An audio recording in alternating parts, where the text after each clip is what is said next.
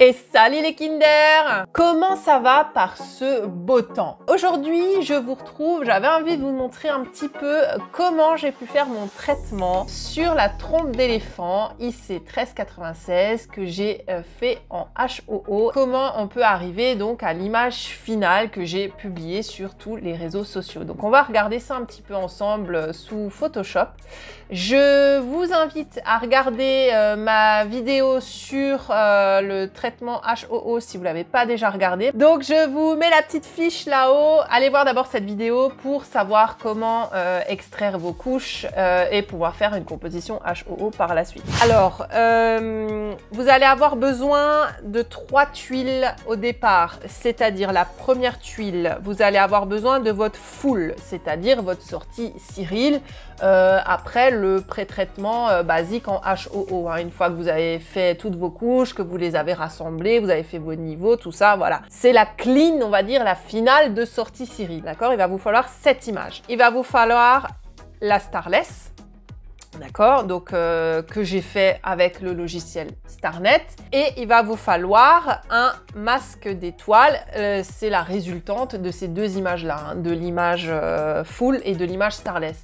Je vous mets là-haut une petite fiche, vous irez voir ma vidéo comment créer un masque d'étoiles avec Cyril en utilisant donc ces deux images-là. Vous pouvez le faire aussi sous Photoshop, et sous Photoshop, je l'explique aussi dans cette vidéo, dans la réintégration d'étoiles sous Cyril, voilà, sous Photoshop, pardon. Une fois que vous avez vos 3 tuiles, nous, on va travailler d'abord sur la Starless, d'accord? Parce que pour les nébuleuses, je travaille uniquement sur des Starless, je me répète, je le sais, mais voilà, il faut travailler sur des Starless pour ne pas dégrader vos étoiles. Du coup, qu'est-ce qui va se passer? C'est que déjà là-dessus, bon, elle est un petit peu fade, hein, cette image, je sais pas vous, mais voilà. Déjà, ce qu'on va faire, c'est que cette image, on va la dupliquer, d'accord? Donc, CTRL-J pour dupliquer le calque. Et sur cette image-là, on va déjà un petit peu la nettoyer, hein, parce qu'il reste, malgré que j'ai shooté avec une caméra refroidie, il y a quand même encore un petit peu de bruit de couleur. D'accord? Donc, ce que vous allez faire dans Photoshop, vous allez aller dans Filtre, Bruit et Réduction du bruit. Alors, ce qu'on va d'abord faire, c'est d'abord enlever la totalité du bruit de couleur. D'accord? En conservant nos détails. Donc, conserver les détails, vous mettez 100%. Par contre, réduire le bruit de la couleur, vous mettez 100% aussi. D'accord? On ne veut plus du tout de bruit de couleur. Et vous faites OK. Vous voyez, ça c'était avant, on peut constater des... Bon, c'est sûr que maintenant je suis passée avec la caméra refroidie, donc on voit moins le bruit de couleur, mais il y est quand même. Et ça c'est après, voilà. Avant, après. Il y a quelques points, si vous regardez ici, regardez bien là, si je fais avant, voilà, après, d'accord? Il y a des petits points qui disparaissent de bruit de couleur. Une fois que vous avez fait ça, une fois qu'on a supprimé la totalité du bruit de couleur, vous renommez votre calque et vous marquez par exemple bruit couleur, d'accord? Comme ça, vous savez ce que vous avez fait sur votre cap. Bruit couleur, j'ai fait une faute. Ce calque, vous le dupliquez. Et là, maintenant, on va réduire le bruit, le bruit en tant que tel, d'accord? Pas le bruit de couleur. Donc, vous allez retourner dans Bruit, Réduction du bruit. On va pas refaire bruit de couleur, on l'a déjà fait, donc là vous mettez 0. Et là, dans conserver les détails, vous mettez 0. On va jouer après sur l'opacité du calque pour voir qu'est-ce qu'on garde. Parce qu'attention, c'est très très violent. La réduction de bruit avec Photoshop, à savoir que ça vous floute un peu carrément l'image hein, si vous abusez trop du truc. Hein. Et vous faites OK. Alors, là je vous montre. Avant, après. Avant, après. Donc, si vous constatez, donc c'est super, hein, on a une image qui est quasiment lisse, sauf qu'elle est peut-être un peu trop lisse, d'accord? Parce que si vous regardez un peu les détails ici, si vous regardez là, eh ben, c'est moins net, vous voyez? On a l'impression que c'est flouté, d'accord? Donc, il faut trouver le juste milieu. Et puis ça dépend des goûts, des couleurs de chacun. Il y en a, ça va très bien leur convenir hein, d'avoir une image lisse comme ça, et d'autres ils vont pas aimer, ils vont se dire mais attends c'est flou, ça va pas. Donc vous jouez ici avec l'opacité du calque. Voilà, si 100% c'est trop, vous mettez par exemple 50 et vous faites de nouveau un avant, après, avant, après. Moi, je pense que je vais laisser 50% parce que franchement, c'est bien. Voilà, on garde un peu du bruit naturel, hein, voilà, et sans pour autant trop flouter l'image, mais on réduit quand même un petit peu le bruit qui restait, d'accord? Donc, on va rester comme ça. Là, le calque, je le renomme et je mets réduc bruit et je mets 50%, comme ça, je sais que j'ai gardé que 50%, d'accord? Vous dupliquez votre calque. Et là-dessus, on va un petit peu rehausser les couleurs parce que bah, c'est fade. Hein, voilà, y a pas... Les couleurs, elles sont quand même assez ternes. Donc, vous allez dans Réglages ici et vous faites le petit icône ici, teinte saturation. D'accord? À savoir que vous pouvez augmenter la saturation au global ou vous pouvez augmenter la saturation par couleur, c'est-à-dire les rouges, les bleus, les cyans, les verts, les jaunes, les magentas. D'accord? On va déjà faire une fois un global pour voir ce que ça donne. Donc, on va déjà voir 20% ce que ça donne. Bah, c'est déjà plutôt pas mal. Hein. Avant, après, on va pousser un peu, fais voir 30. Ouais, 30, c'est sympa. Hein. On a un beau bleu qui apparaît ici. Quand je remets le... Ouais, ce 30, c'est sympa. 30, c'est sympa. Et si j'augmente... Donc là, on a augmenté 30% au global, c'est-à-dire toutes les couleurs ensemble. Et si maintenant, vous pouvez, par exemple, vous dire, ben, c'est bien, j'ai fait un global sur toutes les couleurs, mais par contre, j'aimerais que les rouges, ils soient un peu plus que quand même les autres couleurs. Donc ça, c'est possible. Vous faites, par exemple, rouge, et vous mettez 20% dans les rouges. D'accord? Donc là, on a un petit peu... Si vous regardez là de côté, regardez, je vais remettre 0. Hop, on perd, ça devient plus terne. Je remets 20. Hop, on voit un peu. Alors, attendez, je vais exagérer exprès pour qu'on voit vraiment le truc. Là, si je mets 50, voilà, on voit vraiment bien la différence entre avant et après. Hein. Je remets 0, voilà, 50, voilà. Quand vous êtes satisfait des couleurs, vous prenez votre calque et vous prenez le calque de réglage et vous faites... donc, pour les sélectionner les deux, hein, vous cliquez sur votre calque, vous cliquez sur CTRL et vous cliquez sur le calque de réglage et ensuite clic droit et vous faites fusionner les calques. Tac, d'accord? Donc ça, c'est avant.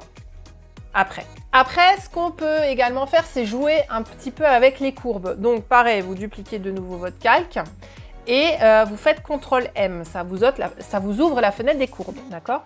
Vous utilisez la petite main qui est ici et vous allez pouvoir sélectionner dans l'image qu'est-ce que vous voulez augmenter et qu'est-ce que vous voulez diminuer. Admettons, si je veux augmenter un petit peu les nébuleuses qui sont par ici, vous allez cliquer sur votre souris, vous allez augmenter. Tac, tac, tac. Vous voyez qu'on augmente aussi un petit peu le fond de ciel là. Donc, on va retourner dans cette zone, tac, et on va la baisser. D'accord? Hop, si je baisse encore un peu, ouais, c'est plutôt pas mal. Une fois que vous êtes satisfait, vous faites OK. À savoir que les courbes, il faut y aller vraiment petit à petit. Il ne faut pas d'un seul coup monter en flèche ou descendre en flèche parce que ça va vous donner une image qui est vraiment pas jolie. Il faut vraiment y aller doucement dans la montée des courbes. Hein. Et vous faites... OK. Tac. Donc ça, c'est avant. Après, on a retrouvé un petit peu de contraste quand même dans l'image, ce qui est plutôt pas mal. Hein. Avant, après. Tac. Vous pouvez renommer votre calque et vous mettez courbe. Comme ça, vous savez que vous avez fait des courbes dessus. Une fois que vous avez fait des courbes, on peut peut-être se dire, bah tiens, on va faire un niveau. Par contre, là, il y a quelque chose qui me dérange au niveau du coin. Là, en bas, c'est trop sombre. Vous voyez, là, déjà de base, c'est sombre. Et en plus, avec les courbes, c'est encore plus sombre. Donc, du coup, qu'est-ce qu'on fait? Eh bien, on peut faire en sorte que ce calque-là de courbe ne s'applique pas au niveau du coin ici en bas, qui est déjà assez sombre. Du coup, qu'est-ce qu'on fait? Vous cliquez ici sur l'icône masque de fusion. Vous allez sur... vous faites en sorte que vous êtes bien sur l'image du calque. Donc, je rappelle, un masque de fusion, quand il est blanc, la modification s'applique. Quand c'est noir, la modification ne s'applique pas. D'accord? Donc, vérifiez que vous êtes bien sur le calque de fusion, qu'il est sélectionné. Vous prenez votre pinceau. Vous vérifiez que la couleur ici, c'est bien noir pour dire qu'on ne veut pas que ça s'applique. Et vous allez colorier dans l'image, là, pour pas que ça s'applique. Vous voyez? Du coup, on récupère. Vous voyez? Regardez, si je supprime maintenant le masque, supprimer, hop, vous voyez, on retrouve le foncé.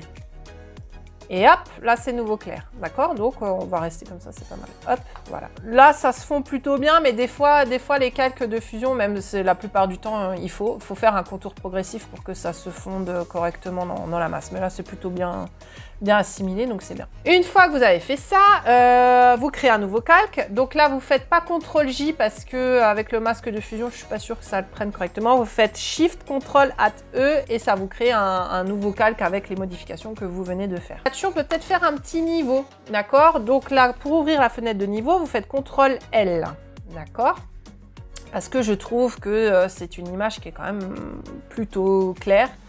On va déjà baisser de 5, ouais, même 10. Ouais, 10, c'est plutôt pas mal. Vous voyez, l'histogramme, il est... Hop, ça commence à être gratté, mais pas non plus de trop, quoi. Faut pas que vous retrouviez avec un histogramme comme ça. Hein. Là, ça va pas. Hein. Vous avez gratté de l'information. D'accord? C'est beaucoup trop. Moi, 10, fais voir. Avant, ouais, je vais pas faire plus, 10 c'est bien. Et pareil, vous voyez, ça m'a nouveau foncé le coin ici de trop. Donc on va nouveau faire un masque de fusion et je veux pas que ça s'applique là. D'accord, hop. Tac. Voilà. Voilà, comme ça reste clair. Voilà, là on va refaire un petit contour progressif pour que ça soit tranquillou. Voilà, une fois qu'on a fait ça, alors ici je renomme, je mets niveau, oui niveau ça s'écrit pas comme ça mais là je fais vite, je recrée un nouveau calque et ce qu'on va pouvoir faire sur cette image là, on va pouvoir faire ce qu'on appelle un passo, d'accord? Donc le passo c'est quoi? Eh bien c'est un filtre dans Photoshop qui va vous permettre d'accentuer les détails. Donc je vais vous montrer, on va voir ça ensemble. Vous allez dans filtre, vous allez dans divers et vous allez passo, d'accord? Donc là, je suis à 90 pixels. 0, eh ben là, en fait, il n'y a quasiment aucun effet, hein, forcément. Et plus vous augmentez, plus vous allez avoir des détails qui apparaissent. En fait, les détails qui apparaissent, c'est là où le filtre va s'appliquer et là où ça va augmenter les détails. Donc, on a effectivement les détails dans la trompe qui vont être augmentés, plus les détails là de côté. Moi, j'étais allé un peu fort quand même. Combien j'étais? 80? Ouais. Non, peut-être pas à ce point, quoi. À vous de juger, vous faites des essais. Moi, je vais laisser 60, c'est un peu bourrin. De toute façon, après, vous jouez avec l'opacité des calques. Alors, bien sûr, comme ça, c'est cool, mais c'est moche, en fait. Du coup, là, le calque, vous le laissez pas en mode de fusion normal, d'accord? Vous le mettez en lumière tamisée, d'accord? Et regardez ce que ça donne. Avant, après. Avant, après.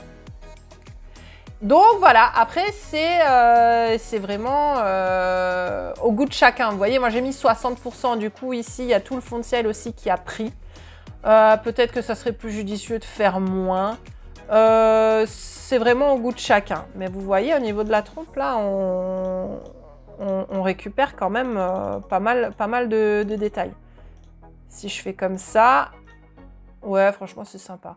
Et après, à vous de voir, hein, si pour vous trouvez que ça fait peut-être trop, vous baissez l'opacité, vous mettez 50% par exemple, et ensuite vous faites un petit avant, un petit après, voilà. Si ça vous convient pas, vous mettez 70, avant, après. Ouais, 70 c'est bien, je vais laisser 70. Et le calque, là, vous pouvez le renommer passo, voilà. Et ensuite, vous analysez un petit peu votre image et vous vous dites, bon, qu'est-ce que je pourrais encore faire en plus? Moi, je trouve que là, c'est peut-être encore un peu trop clair. Donc, qu'est-ce qu'on va faire? Je vais refaire un niveau. Et je vais faire en sorte que ça ne s'applique pas forcément de partout, d'accord? 15, c'est peut-être trop abusé, 10. Je vais faire un masque de fusion ici et je veux pas que ça s'applique... En fait, je veux que ça s'applique que sur cette partie-là, d'accord? Parce que là, elle est trop claire, cette partie. Donc du coup, qu'est-ce qui va se passer? Je vais pas m'amuser à colorier tout en noir ici pour qu'il n'y ait que ici que ce soit actif. Vous allez... afficher votre masque de fusion. Donc pour ça, vous cliquez sur la touche Alt de votre clavier et vous cliquez sur votre masque de fusion, d'accord? Donc là, vous êtes sur votre masque de fusion. Celui-là, vous l'inversez, donc CTRL-I, d'accord? Donc il devient noir. Et du coup, avec votre pinceau, donc vous allez bien sur votre masque de fusion et avec votre pinceau, vous allez prendre du coup le côté blanc, ok? Là, ici, on va augmenter le diamètre, c'est un peu petit. Et du coup, voilà, je veux qu'ici, ça se fonce un peu plus. Après, vous peignez là ce que vous avez envie que ça fonce. D'accord? Avant, après. Vous voyez? Parce qu'en fait, là, c'est vachement sombre comme côté par rapport à ça. D'accord? Et en fait, le but, c'est d'harmoniser, en fait, que ce soit sombre partout, quoi. Hein. Enfin, sombre. Que ce soit à peu près la même luminosité de partout, d'accord? Là, on voit bien que c'est pas du tout homogène. Cette partie-là est plus foncée et cette partie-là est plus claire, d'accord? Et quand je fais mon niveau, eh ben, on se retrouve avec un truc à peu près parallèle. Ça, après, c'est des goûts et les couleurs. Et comme dit, là, vous faites, sur votre masque de fusion, vous faites un bon contour progressif pour pas que ce soit trop violent la démarcation. Parce que là, vous voyez, j'ai mis 50 en pixels de contour progressif. Donc avant, après. Si on se remet à 0, ça fait trop marqué. On le voit trop, d'accord? On voit trop le... Donc c'est pour ça, vous faites un petit contour progressif pour que ce soit progressif, quoi. Hein. Voilà, c'est plutôt pas mal. Est-ce que je ferai pas aussi un peu là? Parce que là aussi, c'est clair. Hein. Tu vois? Voilà. Là, on est pas mal. Faut pas hésiter à faire des avant-après. Hein, pour bien voir un peu les différences. Bon, donc là, je me marque niveau. Je me refais un nouveau calque. Et est-ce que je touche encore un petit peu aux couleurs? Je sais pas. Alors, ce que vous pouvez aussi vous amuser à faire, c'est ici avec la balance des couleurs. Si vous voulez que ça aille un peu plus dans le rouge, par exemple, vous voyez, là, on modifie. Bah, faut pas y aller trop, hein, parce que ça modifie tout de suite beaucoup. Hein. Vous voyez, avant, après. Avant, après. C'est trop rouge, en fait. Vous voyez, moi, je trouve que c'est trop... Bon, après, il faut vous amuser avec les couleurs. Hein. Voilà. Non, vous voyez, finalement, en fait, ça ne me convient pas. Donc, celui-là, je vais l'enlever. Je vais rester comme je suis. Des fois, on fait des trucs, hein, on se dit, ça peut être une bonne idée. Et finalement, non, c'était mieux avant. Donc, faut pas hésiter à tester des trucs. Et si vous voyez que finalement, vous préférez le calque d'avant, hop, vous enlevez et vous supprimez. Et voilà. Est-ce que peut-être une saturation des couleurs, si j'augmente encore un petit peu le global? Ah ouais, c'est plutôt pas mal. Avant, après. Ouais. Après, une fois qu'on en est là, une fois que vous pensez que votre nébuleuse, elle est bien, elle est clean, vous avez travaillé dessus, il y a plus grand chose forcément d'autre à faire, et ben il va falloir rajouter les étoiles. Alors j'avais fait une vidéo sur ça, pour la réintégration d'étoiles. On va dire, on va la mettre un petit peu à jour, cette réintégration d'étoiles, parce qu'elle comportait quand même des défauts. Alors, je vais vous expliquer comment on va faire. Déjà, on va afficher ici notre masque d'étoiles qu'on avait du coup fait au début. Hein. Vous l'affichez, vous allez dans les couches, et alors ça, encore une fois, c'est les goûts de chacun. Si vous voulez récupérer toutes les étoiles, vous laissez comme ça, et vous faites juste, ici, récupérer la sélection. Moi, je préfère quand même qu'on voie plus la nébuleuse que les étoiles. Mais ça, c'est mon goût personnel. Du coup, qu'est-ce qu'on va faire? Ici, si vous êtes un peu comme moi et que vous ne voulez pas retrouver toutes les étoiles, vous allez dans la couche qui comporte le moins d'étoiles. D'accord? Alors, vert, bleu, laisse tomber. On va prendre la rouge. Cette couche, vous allez la dupliquer. Vous faites OK. Et on va encore réduire un peu plus les étoiles qui sont présentes. Vous faites un niveau, donc CTRL L, d'accord? Et vous allez baisser ici les tons sombres, hop, pour en faire disparaître. Vous allez augmenter quand même les tons clairs pour bien faire ressortir quand même les étoiles qu'on a gardées, pour que la sélection ensuite fonctionne bien, d'accord? Ouais, là, c'est pas mal, d'accord? Et vous faites OK. Ça, ce que vous allez faire, vous allez récupérer la sélection. D'accord? Ensuite, vous allez sur votre full qui est ici. Alors là, on va faire clic droit, afficher, masquer. Voilà. Hop, pour qu'on puisse voir que la full. Quand vous êtes sur la full ici, donc vous pouvez voir toutes les étoiles qui ont été sélectionnées. Vous ne faites pas tout de suite un copier-coller. Pourquoi? Parce que si vous faites tout de suite un copier-coller et que vous allez coller les étoiles, elles ne vont pas être jolies du tout. En fait, ce qu'il faut d'abord qu'on fasse, c'est une dilatation de la sélection et un contour progressif pour que les étoiles soient réintégrées correctement. Et là, comment on va faire? Vous allez dans Sélection, Modifier, et vous faites Dilater. 3 pixels, c'est bien. Vous faites OK. Ça augmente déjà de pas mal. Hein.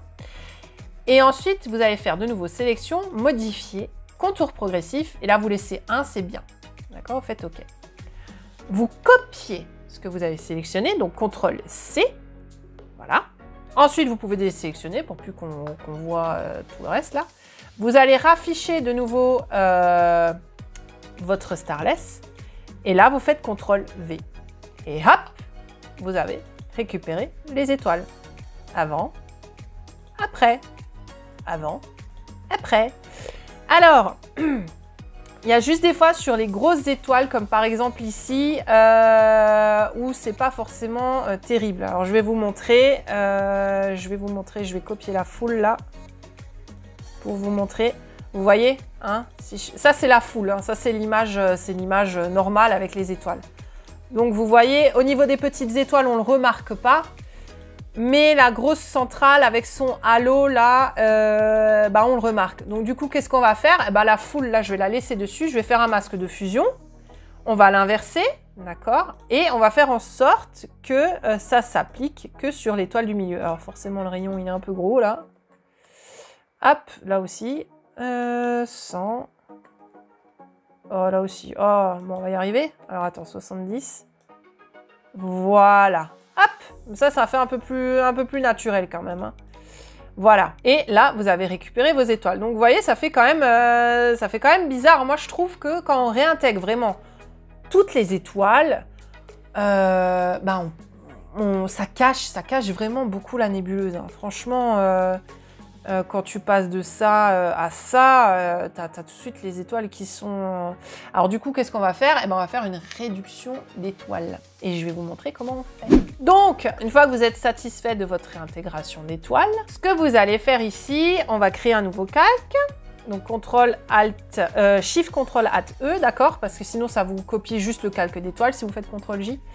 Et là-dessus, on va faire une réduction d'étoiles. Et comment on va réduire les étoiles? Vous allez ici dans Sélection, et vous allez faire plage de couleurs.